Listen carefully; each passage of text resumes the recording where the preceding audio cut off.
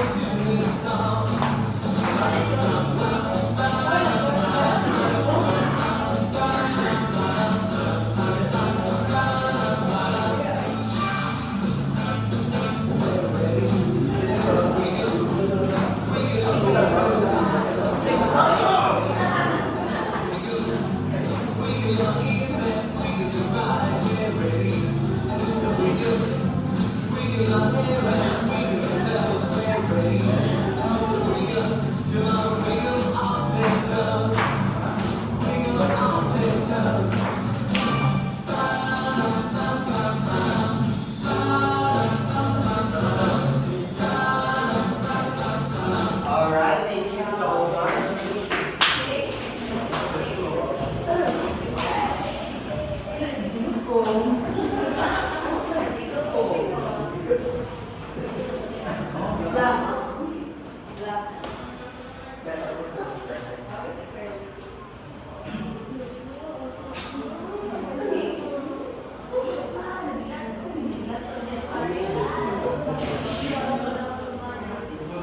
So now, before we start formally our topic, I want you to find a partner.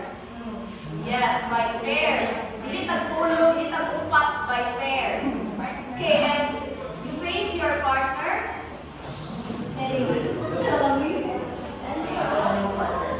Okay, so, and then after that, I want you to pinch your partner.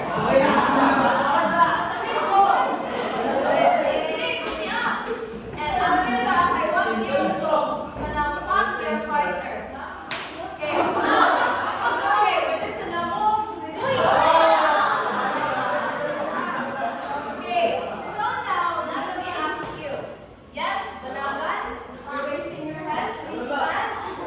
Okay, so when Herbie gonna pinch you, how did your skin know without that you were being touched? Okay, yes, you felt pain, no? How about you, Kurt? What did you feel when Jula touched your skin? Rose. Rose? Yes. Okay, so that activity, feel ability ka makafeel tag sakit, katong ikusita, or makafeel tag pressure, that don't just happen by an accident, but it happens because of a system known as integumentary system. So are you familiar with this system? No. Okay, no, but I guess you still have idea what is the system all about. Yes, Emil. So, okay, yeah, so I think the system is all about a system of an organ that works together. That's why it has okay, that's not the point. How about Gemini? Okay, call a friend. Okay, anyway, do you have any idea what is this system all about? Okay, based on the pictures. Skin. Okay, yes, those have a point. Okay, now, before we dig deeper into this topic, let us first observe these pictures. Okay, honey, what can you say about the first picture?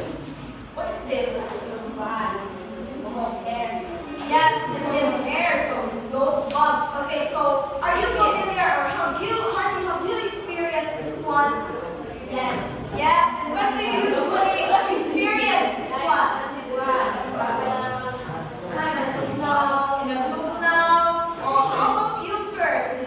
Gusto mo ba?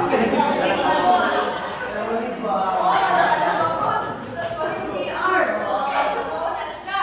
Okay, how about this one? What happens to the skin here? Oh, Hermie. Oh, salita mo sa skin, ha, Shai? Sweat. Okay. Sweat. And when does this usually happen? Lagi. Okay, pagkalibangon yapon.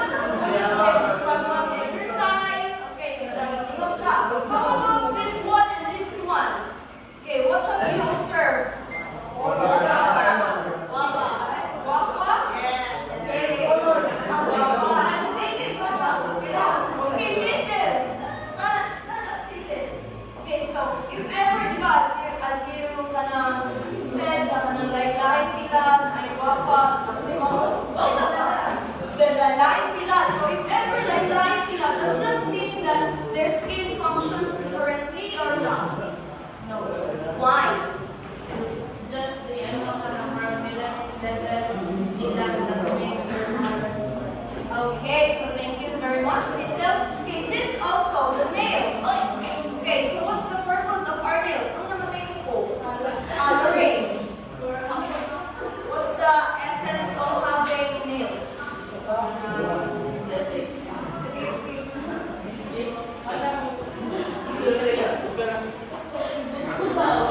Okay, may pangkutgot. So, pwede po, ako may point. Okay, so now we know point. Okay, now all of these pictures have something to do with the parts and functions of integumentary system. Okay, now what really is the system? Okay, please read. CJ. The integumentary system is the body system that consists of the skin, hair, nails, sweat glands, and oil glands. It protects the body, regulates temperature, and allows us to sense our environment. Okay, so integumentary system, or this word integumentary comes from the Latin word integumentum, which means covering. And that makes sense because this system covers our entire body. It is mainly made up of skin. So, mo ng skin covers our body. Also, it is called a system because just like other system, di ba, kaya ng mga respiratory system or circulatory, it is made up of one or more organs. And this also, yes? Okay, can you proceed? Okay, so just like other system, this system also is made up of skin. And not just skin alone, but it's also made up of other organs, just like the hair, the nails, the sweat glands, and sebaceous glands, which works together, of course, to function effectively. So, wala gitawag siya ang system. Kaya hindi siya skin alone. Naku siya ilain ng mga system or organs. Now, what's the importance of this system? First, it protects the body. Di ba, we all know that skin can be considered as the physical barrier. Di ba, kung na-discuss sa previous na courses, that skin is considered the physical barrier. And it is, kumbaga, the first line of defense. It protects us from the germs and bacteria, madili sila musulod sa ating body. Una na tayo skin. So, ano siya purpose? Hindi na siya for aesthetic grounds. Ano siya purpose? To protect us from harmful substances to get inside of our body.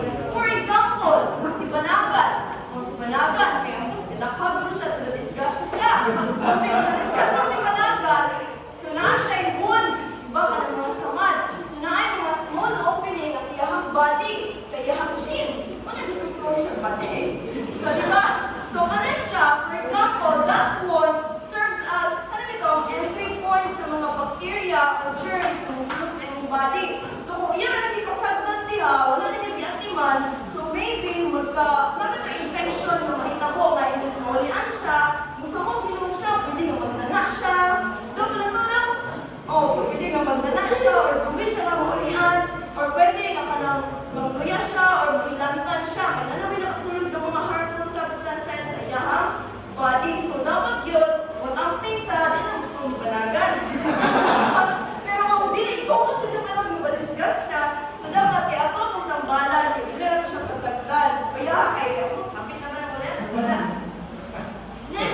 have, that is for the first purpose or the importance of the system.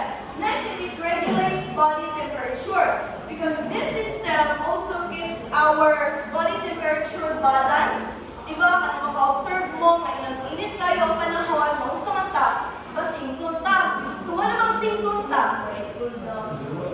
Okay, yes, still, that's right. So, diba, na-discuss ko na siya sa physics chemistry. Okay, yes, na ang atuang body, init ang panahon, ang atuang body, kung baga ba na ay, kung ikaw, automatic response ang atuang body na kung init kayo ang panahon or kung ikaw ka na jogging, exercise, singkot ta. It's because the purpose of that, if that sweat evaporates, it gives us a cooling effect. Diba kung anong singkot ta, diba kung tagsingot, diba kayo marag bugno siya sa feeling. Okay, and that helps our body not to overheat. Okay, kung dili ko singkot, kanang one lang, yung mga tao, dili kayo siya singkot. So, ma-explain na siya yung ano, dili kayo sila singtanon. So, moto siya. So, dapat singkot ta for us to have a cooling effect and for us not to overheat. That is to regulate body temperature. Next is we have allow sensation. Okay, Ayman, what can you say about this third importance? How can this system allow sensation? Skin man siya. Skin. What do you mean by that? Allow sensation pag singkot? No, kanang allow sensation. Kanang unsa man siya kini nga system. Ano bitaw maka-feel ta manay ana. Sensation mo. Kuan. Oh, yes. Oh, kay makafilm man ato ako. Okay. Okay, call a friend. Si kuan na si Christine. Skin.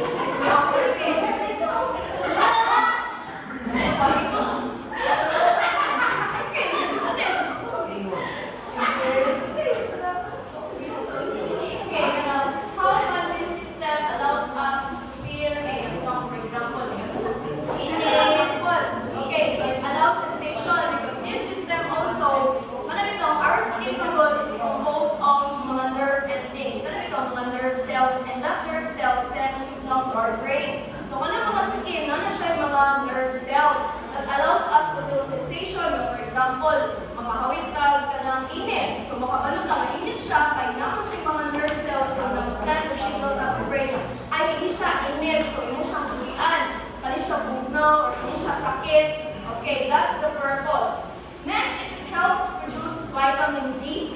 Okay, because this system also, when sunlight hits our skin, it produces vitamin D. And vitamin D is very important for us to have healthy bones and strong teeth. Pero dili ang sunlight ang mag-produce ng vitamin D. But sunlight is one of the factor para bitaw ma-trigger siya ang chemical reaction na makaproduce ng vitamin D. For example, di ba sa inyong balay, kumantay po sinaay kuya, kaya ano sila na painitin dito, kaya ganang para hingsog ang bata, di ba, paitan nila, anak. So, ano siya yung purpose? It's because to help produce vitamin D. Ganang mga katiguangon. Di ba, bakit sila sa isang bukal? Okay, di ba, makamatay mo manang tao, sige, punto sa balay, sige, bibigligin. Di ba, makamatay mo kailang lawas, inor siya, luya, di ba siya luspad. Oh yes, luya kaayo, gamay lang nga baklay, or kanang gamay lang nga dagat, ihamakon sila. It's because kanang weak ang ilang bones. Kaya dili sila nag-expose bitaw sa init. Meaning, less ang ilang vitamin D, kanang less ang production, dili active ba production of vitamin D. That's why, kailangan na magpainit. Yes, kailangan na magpainit sa gawas, or magbaklay-baklay, dili ang tumasin sa balay. No, it must be said. Okay, that's the importance of it. Now next, let's move on to the layers of the skin. Okay, so the layers of the skin, we have three. We have epidermis, dermis, and hypodermis. Kurt, can you point out here where is the epidermis? Dermis, dermis, and hypodermis. Okay, asa man tira, feeling mo ang epidermis. Ang dual dire kay mo ana-ana. Okay, so ano man kayo ka? Okay, so let's check your answer later. How about dermis? Antor?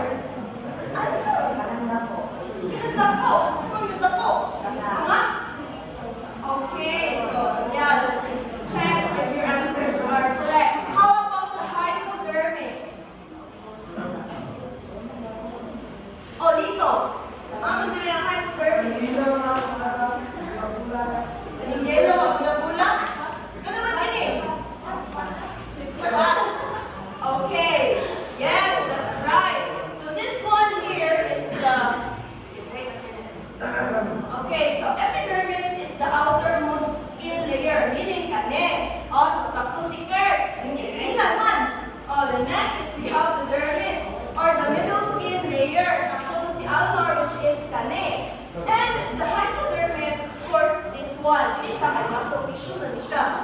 And we will know why it is made up of fat later on. Una siya hypodermis. Now, let us first discuss about the epidermis. Okay, please read one, Rhea Faye. The epidermis is the outermost layer of the skin and protects the body from germs and prevents motor loss. It also contains many which is skin scar and Okay, so the epidermis, it is gonna be called outermost layer. And since yan ang outermost layer, meaning we have main main job is for protection. Siya ang pinakagawas. So yung main job is for protection. Also, this epidermis prevents water loss. And it's very important kaya kung wala na siya, mag-dry kaya kung panit, so our body will dry out, may mga crack-crack, sunod ang mga germs. And of course, since siya man ang pinaka-outer na layer, so it protects us from germs, bacteria, and harmful substances.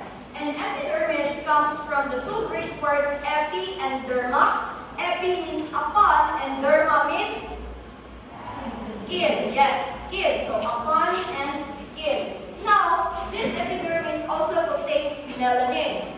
Melanin is a pigment produced by special cells called melanocytes. Kumbaga, this melanin absorbs the UV radiation and protects deeper parts of our skin. Di ba? Ganun man ang mga tao, pag sinig painit din, wala'y gamit-gamit ng sunscreen. Kung saan nakita po nila?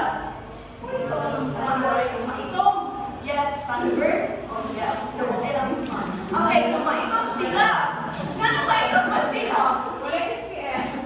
So maitom sila, it's because, the more sige ito nagpainit, wala tayo gamit-gamit ng sunscreen. Kaya ito, bare na ito na skin, umabot na sa initan.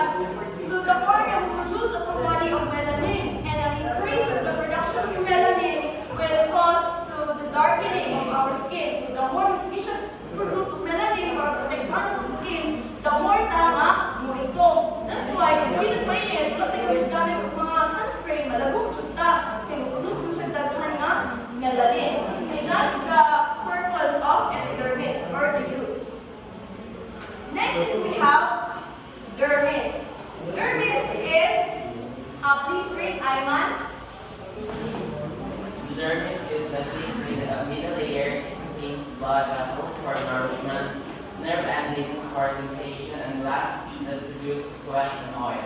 Okay, both of you understand? Okay. Yes. Ang dermis daw, okay, kanang nasa ito nga, na kinagutin, kanang mga blue or red is the blood vessels for nourishment, and then nerve endings, and then makaping diraan ka na part ng makaping sensation. And kana siya nga part, the bigger one is nag-produce siya of sweat and oil na atong ginagawa sa skin. Yeah. Okay, yes, so let's expound your idea. Okay, this dermis is the middle layer. It provides or gives our skin canonical flexibility and strength. So it is the thickest layer of our skin because it composes the blood vessels, the nerve endings, the hair follicles, the sweat glands, and sebaceous glands. Okay, what do you mean by blood vessels?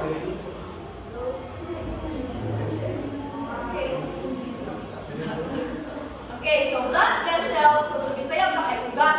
Okay, kani siya, kani mga blue o pondra, kani mga dagko. Okay, that is what we call blood vessels. It carries the blood throughout our body. Also, the nerve endings or itong mga nerve cells, kanang murag mga ugat-ugat sila nagkatay, mo mag-send ng signal to our brain. So it contains also nerve endings and hair follicles. This one, where the hair grows, and hair follicles. And also, it contains the sweat glands.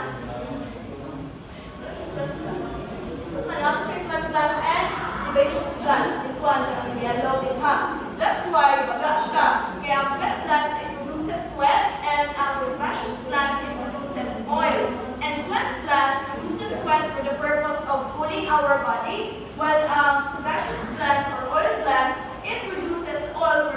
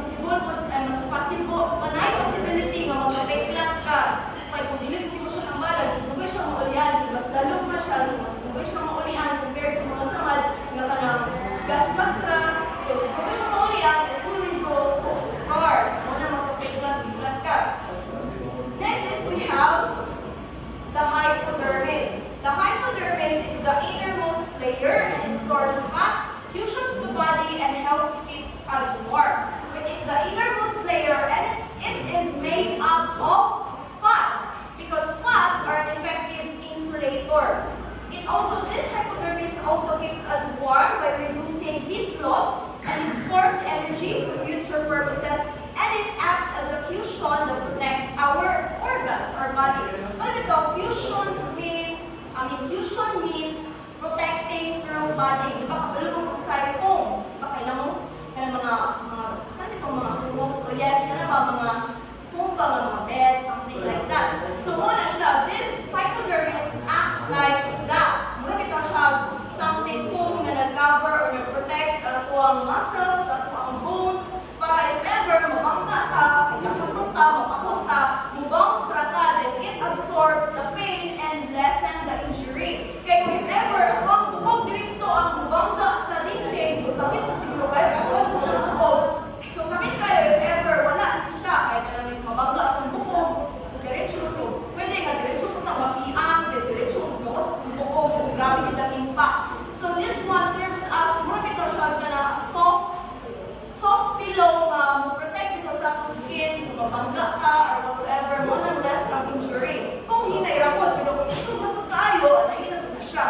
So that's the purpose of hypodermis. Okay, again, what are the three? Lorraine?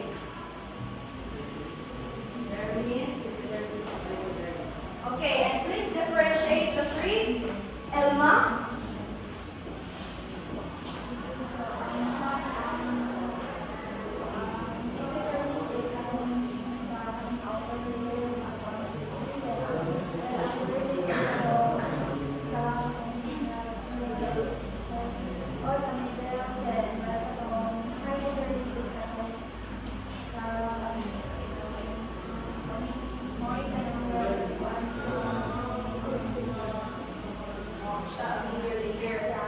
Okay, yes, thank you so much, Elma. So that's all for the layers of the skin. Now let's proceed to the accessory organs of the skin.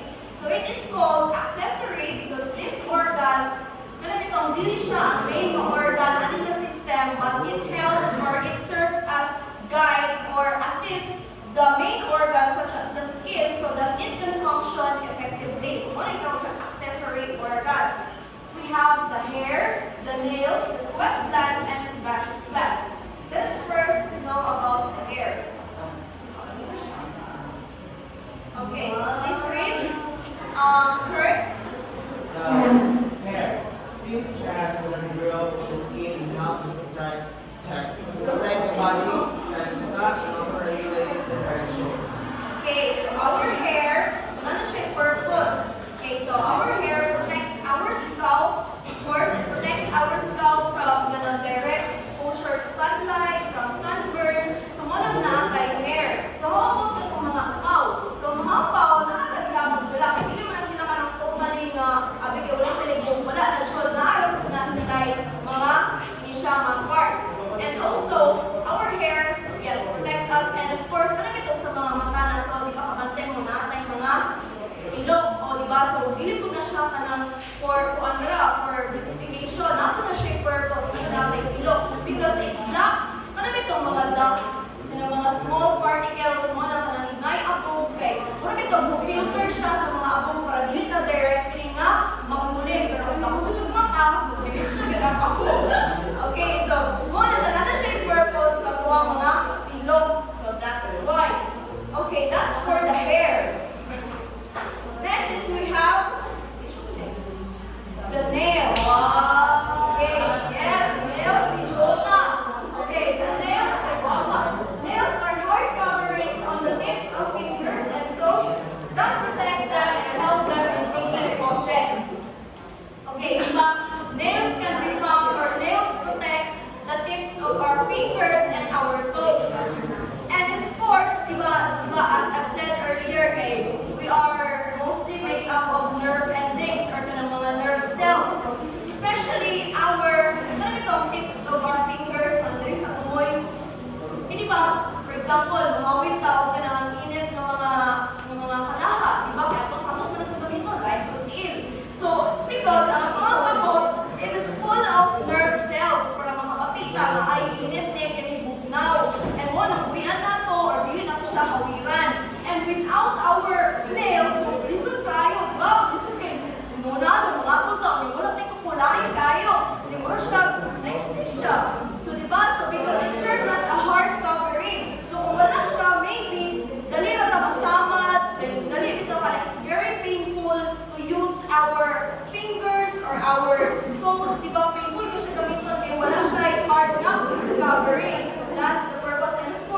Kung wala po tayo ko, lisod po kayo ngunit tag sinsilyo sa salog. So, lisod po tayo kay kumukler sa kamot. So, nasa na siya purpose tanan.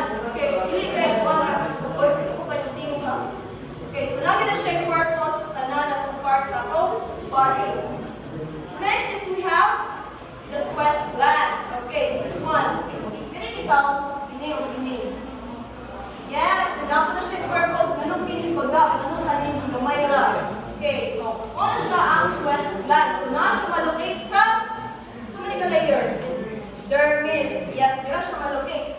So sweat glands in the skin produces for sweat. Okay, sweat glands to help cool the body and remove small amounts of waste. So the sweat glands can be found all over our body. So na siya ng parts of the body in the layer that we call dermis. And it produces sweat the moment igang kayo or anata sa body, it responds bitaw sa atong body for us to avoid overheating. And this sweat glands is very important para dili na overheat. Yes, and of course, this sweat glands has two types. We have the eccrine sweat glands and the apocrine sweat glands. The eccrine sweat glands is one kaning gamay ra. Mo siya. Like this one, a blue. Yes, that is what we call the eccrine sweat glands. It is found all over our body from head to toe, and it produces watery sweat. It helps regulate body temperature by cooling the body. Kalimitan, for example, kay nag-jogging ka or nag-jogging ka or sa inyong PE class, nag-undergo exercises. If you have nice sweat, symptom ka all over your body, ang responsible na type of sweat glands is ang eccrine sweat glands. Kaya nito siya, sibukamon sa likod, because sweat glands is found all over our body, especially sa forehead, sa palm, So, kung symptom ka sa kanang part sa iyong body, sa kanang itong diri ng mga parts, muna siya ang eccrine sweat glands. For the apocrine sweat glands, it is found in the armpits and groin. Ang groin daw sa Bisaya, ano siya? Ang singit. Ako naman sa singit. Oh yes, kabalo. And dinala. Sige, maybe. Okay, so ang apocrine sweats can be found, sweat glands can be found in our body, but specifically in our armpits and in our groin, or kanal sa mga singit.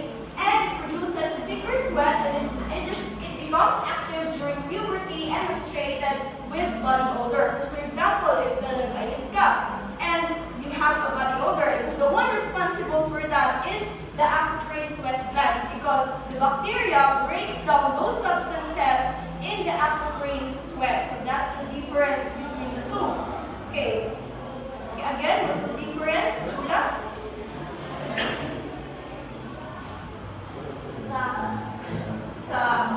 Yes, eccrine. Yeah, these glands are the reason that these glands are found in our armpits and groin. Yeah, while the glands are found. Eccrine glands are found all over our body, palms, forehead.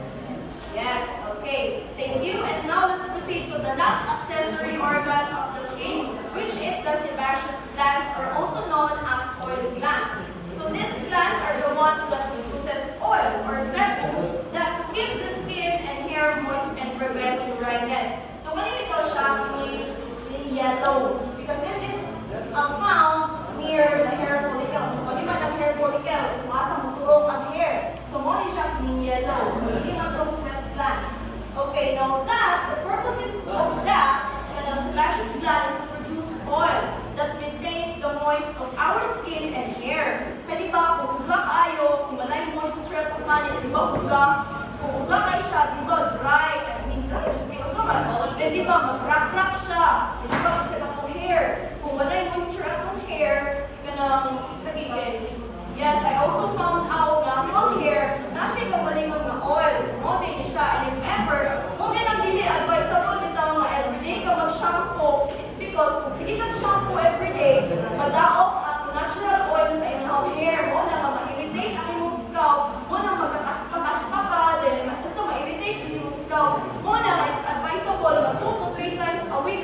mag-shampoo. Kaya itong scalp or itong hair, naman siya kabalingon na oil.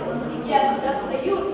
And if ever, walay kulang sa moisture, like one skin on hair, and if the skin, kung mag-dry nito ang skin, so possible na mag-crack. And if mag-crack siya, of course, it serves as an entry point for the germs and bacteria to enter inside our body. So, muna, importante ang moisture. So, muna, dapat exhaust sa itong body ang skin. Lilipan, dapat soft siya. So, that's all for the accessory organs of the skin. And yes, Cecil, can you summarize all of my part? Yes.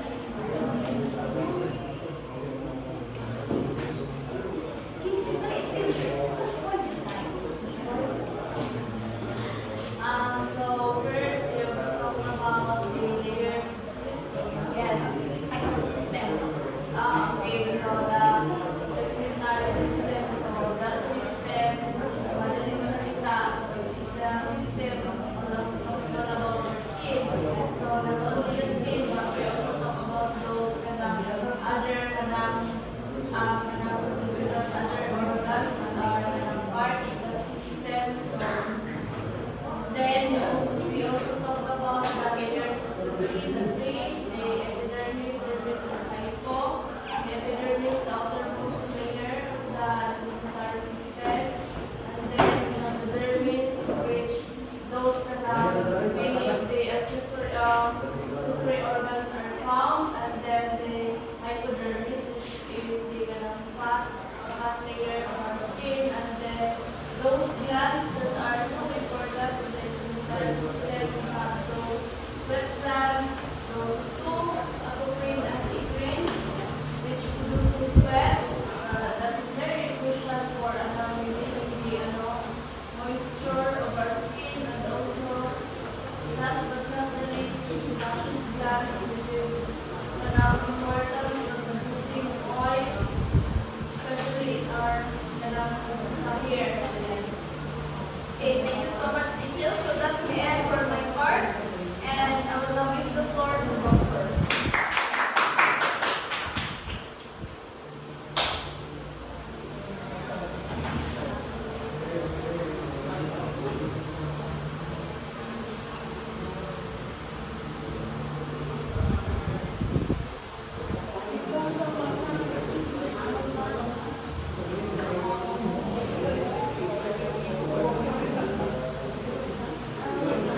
So this is the continuation of the anti-monetary system. So my part, I will discuss about skin colors and regulation of body temperature. Now, skin color, Santiago is skin.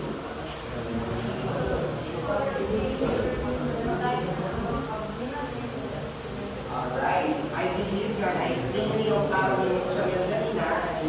Ako na siya i-recall or summarize a little bit. So, melanin is a pigment that produced by a cells called melanocytes in our epidermis. So, yeah. So there are different types of skin. Are different, yes, color.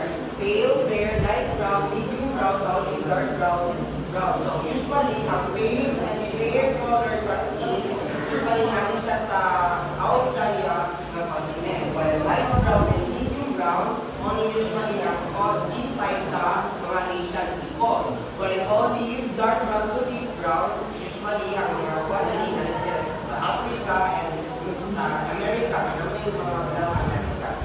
And then, melanin serves as natural sunscreen, absorbing and dispersing ultraviolet radiation from the sun, which protects the skin skin cells from damage that can lead to skin cancer. So, ang melanin daw is nag-serve siya as a protection in our skin, like a natural sunscreen na it-protects us from the UV radiation that reach in from the sun. And then, para makaligay po daw mga skin diseases like skin cancer. Now, skin color or people with darker skin have more melanin, which offers stronger protection against UV-induced skin damage. So, ang mga darker skin na pasabot ng ano is not daghan ng melanin. Na siya kaning two reasons, which kanang inborn na sila or na silang genes or kanang sa kanang mainit ba, like what, kaning according to this kami, pag magpainit ka o magpakuan ka sa adlaw, ang atong skin mas mag-produce din siya o melanin, which nga mas murag nitong kahit dito mag-apply o sunscreen. Now, ang lighter skin has less melanin, allowing more efficient vitamin D synthesis. So, ang lighter skin daw, natin siya less melanin. So, hindi siya use of sunscreen. Now, if ever if magamit mo ng mga products, which is mga whitening products, pati ba atong melanin na? If magamit ang whitening products, pati ba ang melanin na to? It ba ang white melanin sa tuwang skin? No. Sama. At least red. Ha? Hindi Kulit ka. Pero kung balance na, ano ba? Balance na. Okay. So it doesn't mean na mag use the whitening products it kills our melanin. It's just kanang i-bright lang niya ba? Pero ang ating melanin, naaragyan wala na damage ang ating melanin. Now, let's move on to the regulation of body temperature. The integumentary system helps regulate body temperature in several ways. Una, sweating. Sweat glands produce sweat, which is mostly water. When it evaporates from the skin surface, it removes heat, cooling the body. This process is especially important during exercise or hot weather. So, ang purpose of sweating is to cool our body when nanginit na kayo. Now, to answer the question, nga naman kung tao ay hilig kayo siya sintalon, na siya itulong karason. Una, inborn. Nana sa iyang genes, which is, yes, nana siya sa iyang genes, na hindi siya sintalon ng pagkalaho. Ikaduha ka rason, dehydration. Dehydration, iyang lawas is lots of water, which is, kanang water, mamagin naman produce of sweat sa atuang lawas in order to cool down. So, ang ikatulo, nanatay sakit, which is skin diseases or diabetes. Now, the purpose of sweating is to cool down. Kung baga, kung sa machine patawar ka ng sakyan ay patawar mga sa tira, para ma-avoid laog kanyang overheat sa lawas. So, ikadua, vasodilation. When the body is too warm, blood vessels near the skin whiten, allowing more blood to flow close to the surface. This releases heat into the environment and helps lower body temperature. So, the sweating is to cool down our body, and vasodilation is to lower the body of to lower the temperature of our body. Kung balay pa ta, i-open ang window sa ating body in order to lower the temperature of our body. Next is the vasoconstriction. In cold condition, blood vessels narrow, reducing blood flow near the skin to minimize heat loss and keep the body temperature stable. So, paano siya kaning opposite siya sa vasodilation. Si vasodilation, di ba, i-open niya para magbilis ng heat. Si vasoconstriction is i-wrap niya ang atong body in order na hindi mawala ang heat loss, especially kung sa mga weather conditions. Cold condition, weather cold condition. Now, last one is the goosebump. Tiny muscles attached to hair follicles called erector pili muscles contract in response to cold. This makes hair stand up, dropping a layer of hair for insulation and reducing heat loss. So, bali, same siya o ganing purpose sa vasoconstriction, which i-insulate ang kanitong mag-insulate siya in order to hindi kayo mawala ang init sa atong lawas.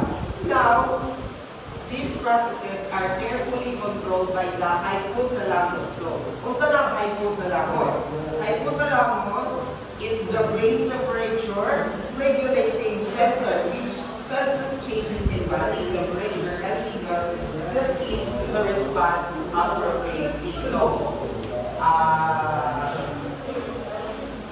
okay, Miss Honey, thank you sa tuhan katong upat ka in order to regulate our body temperature. Ikuan lang, just sige na, summarize lang itong upat. Katong sa body count, katong body, basta i-regulate niya ang body temperature na ito.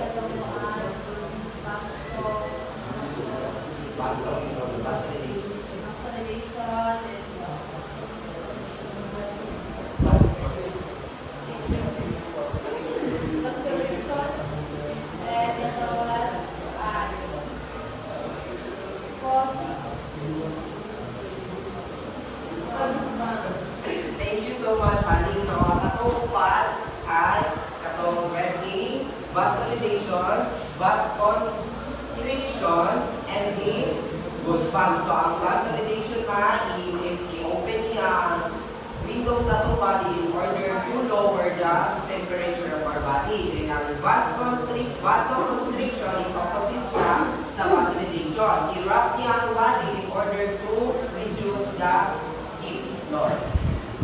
Now, in this time, activity time na task. So, i-divide na mo into 3 groups. Mag-counting task starting on north, 3 groups lahat. 1. Alright? Ayman. 3. 1. Ikaw. 3. 1, 2, 3. Okay. Group 1 will be here. Group 2 dire o group 3 dira sa liyo. Now, go.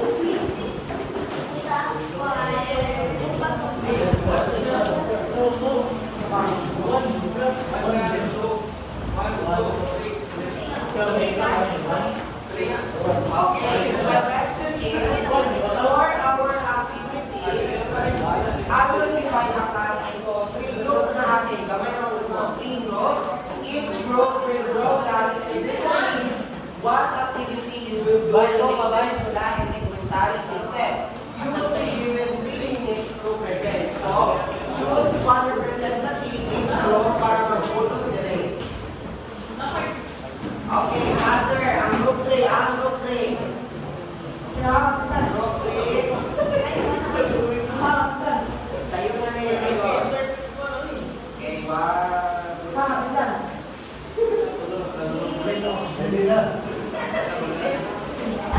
You will be given 3 minutes to pray.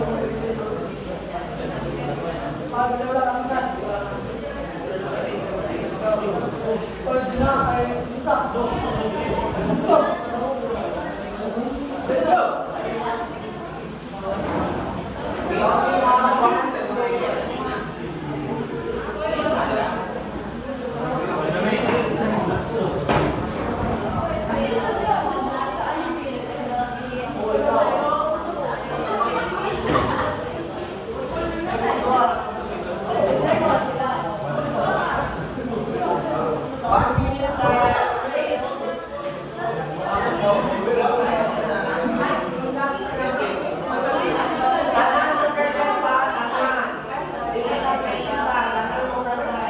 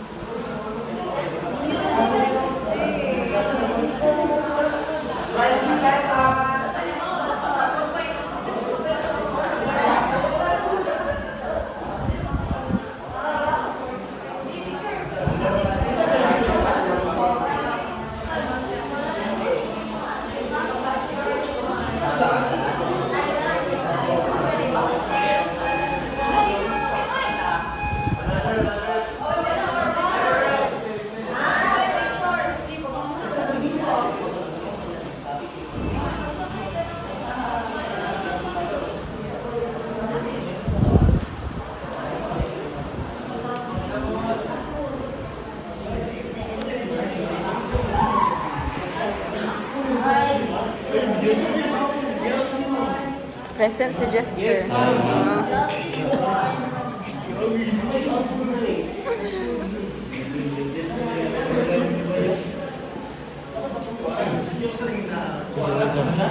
Present po si CJ.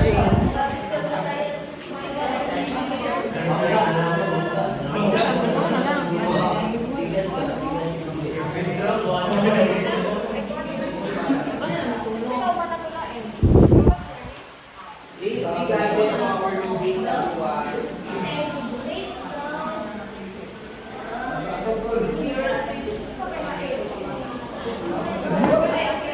Okay, zoom. Ay, hindi na siya drawing. Ano na ako hinirap na.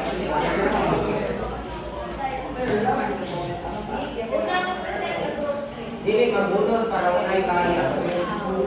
Okay, once a representative each group, Ang lain kaya makadaot sa view. representative each group. Oh, representative daw, group 3. Away na mag-tignan.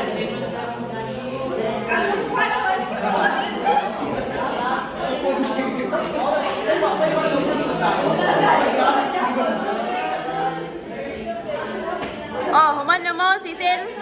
Okay na mo? Kamu, okay na mo? Ay, okay na mo. Kamu, Mel? Okay na mo? Ay, nag-compose pa di ay. Nag-compose pa daw ang group 3.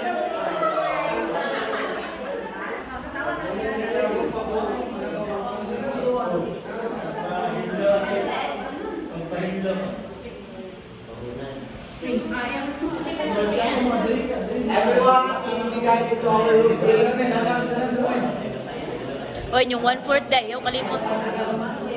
Uy, yung 1/4, oy.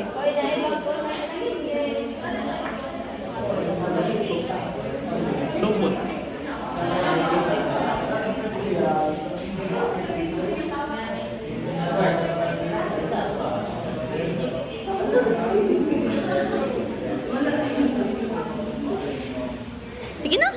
Sige na, everyone, again, 1/4. 1/4. Isa'y mo rin, lang kita lang. Oh. Ako rin. Okay, first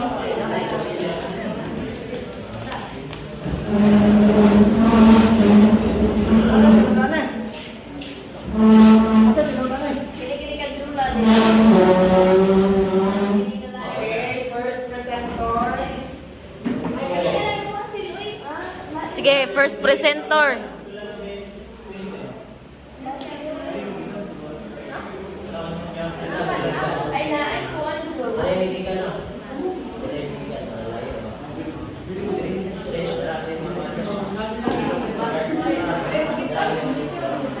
Sige na mga sing... Ano sa inyo, kanta?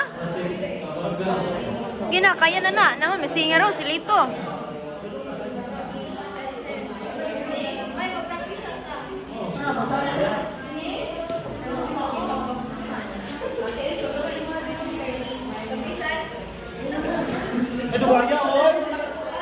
kayo ang group 1.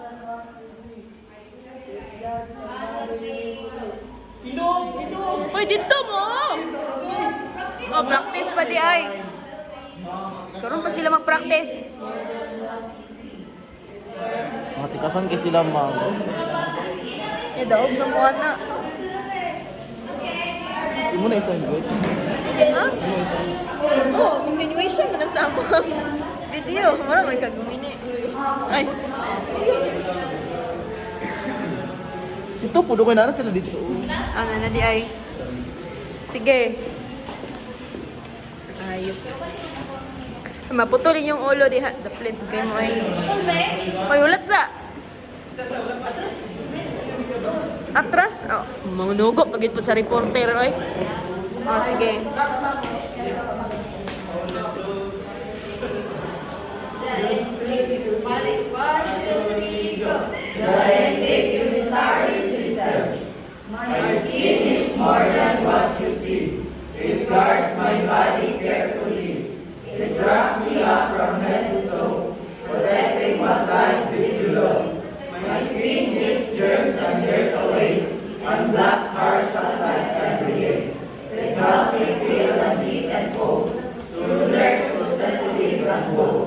My hair takes warmth upon my head, and shields my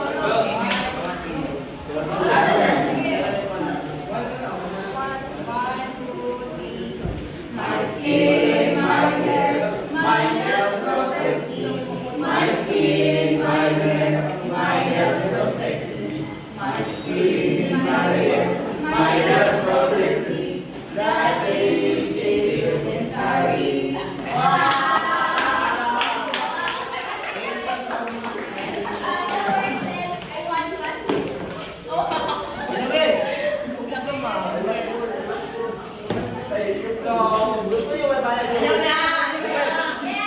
Yes! Sige, na lang daw. Kita ginaman. Kami!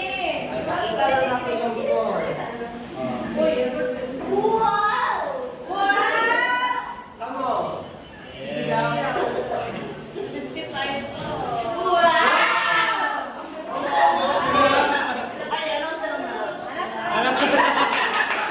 lang to. So, sa group 1, okay, na. Group 1. Ang content kay 40%. Ang nakuha nila kay 38%. Kaya ano? Sa TPD naman.